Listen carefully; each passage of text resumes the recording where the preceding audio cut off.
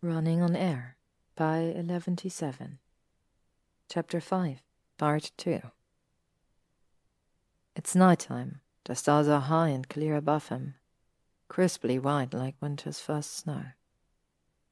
Standing on the edge of a cliff, staring out at waves rolling in like low thunder, breaking against the cliff face and sending sea foam whirling around the darkly gleaming rocks. He turns. Draco stands beside him, staring out across the sea. "This isn't a Pensieve memory," Harry says slowly. He expects to be ignored, but he's startled when Draco turns to look at him. "You're here again," he says. "Again? I've never been here." Harry does not know how else to respond. "I thought it was a dream last night in the car when I saw you." Harry's blood runs cold. "That was a dream. This is a dream too. These are my memories, Potter. This is real. September 5th, 2003. I drove to the Cornish coast." "Truro," Harry says suddenly. Draco turns away from him again, gazing into the dark waves of the Celtic Sea. "Past Truro. I wanted to see where the land ended. I drove to Helston and parked at the lighthouse." Harry looks around, but there is no lighthouse. There is nothing. Not even a window of light from a house or distant headlights. Only the half-moon overhead illuminates the scene, casting a faint glow over the ocean. "And then I walked," Draco says. "What? Out along the cliffs at midnight. 3 a.m, to be exact." Draco glances at Harry. "You have to find me, Potter. This is my last chance. I don't know why it's you of all people turning up in my memories." The thundering of the waves against the cliff seems to intensify. Harry shifts slightly. It feels like the earth is beginning to tremble. "I'm investigating your case," Harry says, raising his voice over the roar of the waves. The edge of the cliff is beginning to crumble into the sea and he stumbles backwards. "I'm trying to find you. Where are you? If this is real, tell me."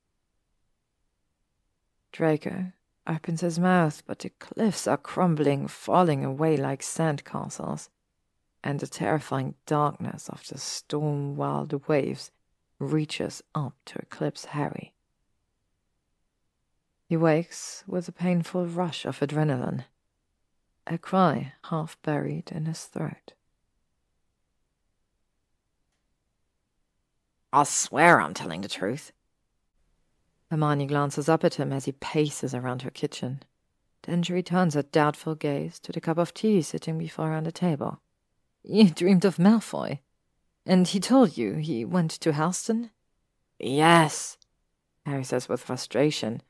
"He said the memories were real, that they weren't dreams, and I needed to find him." "Maybe you should have asked Malfoy where he is then," Hermione says, and Harry's not sure whether she's teasing him or not. "I tried. The dream literally fell apart." Harry paces along the kitchen again, his cup of tea on the counter slowly going cold. "It happened before. I dreamed of a memory and spoke to him, but Draco seemed different then. Sort of abstract, like he thought the whole thing was a dream too, and he was just going along with it. But this time, he seemed surprised I was there. He asked me questions. He seemed more real somehow." He looks up and catches Hermione's eye. "You think I'm mental, don't you?" Hermione says nothing for a long moment, then she takes a long sip of her tea. "You've had dreams of real events before, Harry?" That stops his pacing. He whips around. "That was different. That was Legolemons and dark magic," he says, his voice low and angry, and Hermione sighs. "That's not what I'm saying. I'm saying that I trust you to tell the difference between a normal dream and a different one." Harry's anger fades. "Oh," he says. "Listen, I've got to go to work. I've got a meeting with the head of magical creatures, but... Hermione pauses. Maybe Malfoy was telling you his location in that dream. You think he's in Helston? Hermione pauses again. From what you've said, the cliffs were treacherous.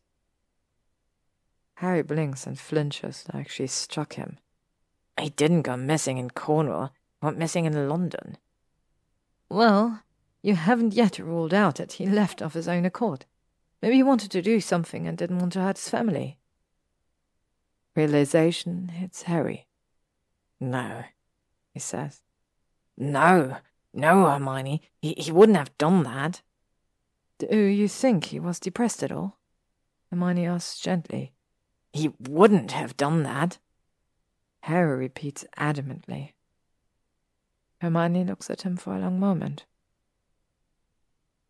Well, I'd better be going, she says at last. Let me know if you have any new leads. I will.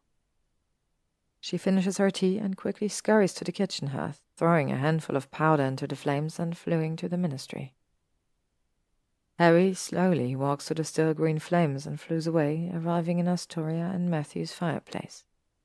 Time for his next driving lesson. He drives around another corner, watching the rain-slicked road ahead. The windscreen wipers flick across the windshield in an almost soothing rhythm. Watch your speed, Matthew says. Harry eases off the accelerator slightly.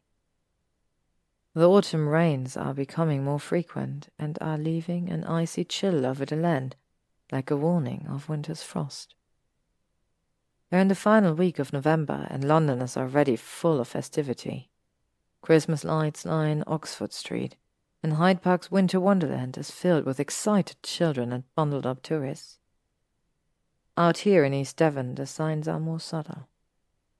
The smell of mince pies and gingerbread wafted from the local bakeries, and the sweet shops are lined with bonbons and pastel-colored sugar mice.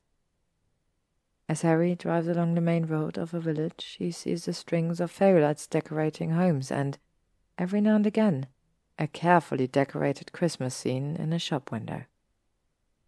East Devon doesn't get much snow, does it? Harry asks. Matthew shakes his head. Not really. Our winters are quite mild. Harry slows down as a cat runs across the road, thinking of Godric's Hollow and all the lights twinkling in the snow.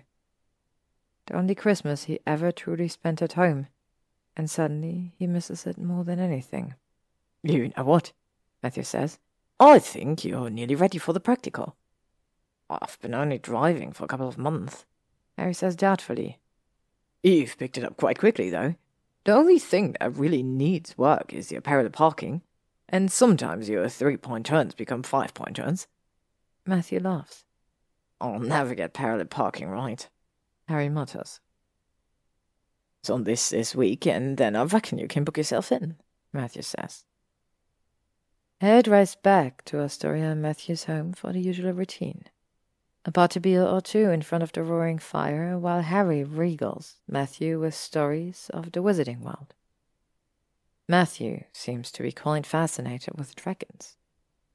They're great big bloody fire breathers. How do you hide that from muggles for thousands of years? He demands as Harry leans back in the comfortable armchair.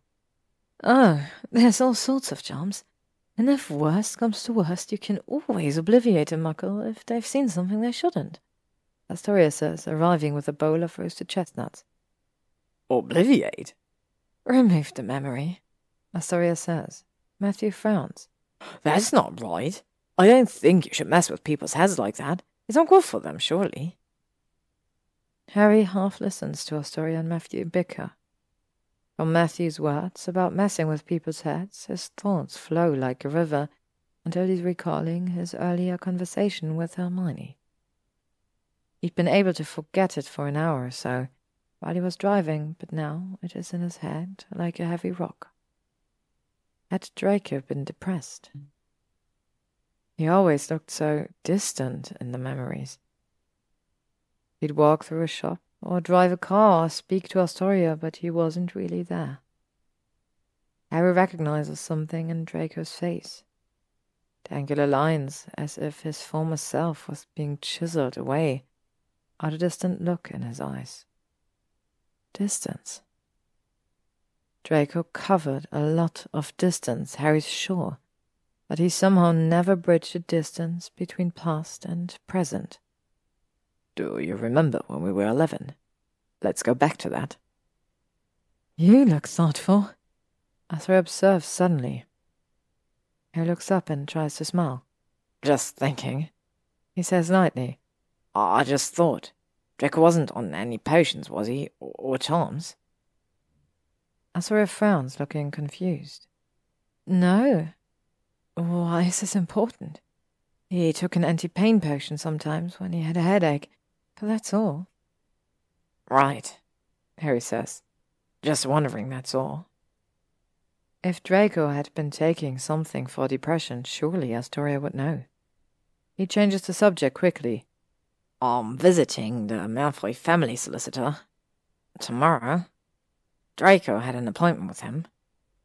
That's strange, Astoria says, pausing to eat a chestnut.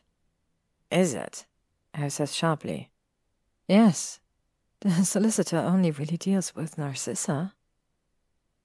Harry frowns and stands up, realizing it's later than he thought.